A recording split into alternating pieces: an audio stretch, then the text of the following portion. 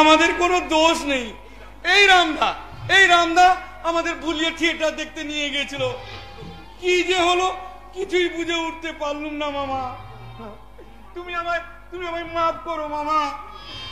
আমি আর কোনোদিন এই কাজ করবো না মামা। আমি যে মহা পাপী। কি করেছে রে রাম? এই নরক দর্শন করে এসেছে।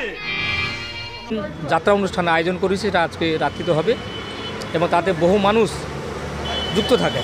তারা কিছুজন লাইটম্যান কিংবা মাইকম্যান থেকে শুরু করে ওই যাত্রার যারা অভিনয় করে থাকেন সবার একটা রুটি রোজগারের একটা সুযোগ ওই গ্রামীণ ওই যাত্রা অনুষ্ঠানের মাধ্যমে হয়।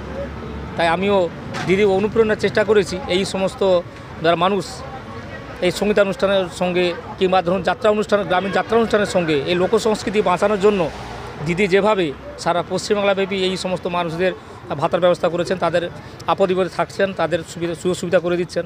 আমি ওয়ার্ডের কাউন্সিলর এবং ভাইস চেয়ারম্যান হিসেবে যতটা আমার সামর্থ্য সেই মতো করে ওনাদের সাংস্কৃতিক চর্চা কিংবা এখানে গ্রামীণ যাত্রা অনুষ্ঠান এগুলোকে নিয়ে এসে ওনাদের এখানে যাতে ওনারা আর্থিকভাবে কিছু রোজগার করতে পারেন, সেই দিদির অনুপ্রেরণা থেকে এই চেষ্টা করছি যে সামান্য যদি ওনাদের কাছে দাঁড়াতে পারি তাতে দিদির উদ্দেশ্য সফল হবে এবং আমরাও দিদির অনুপ্রেরণায় আমরা ওনার সঙ্গে আছি এবং থাকব।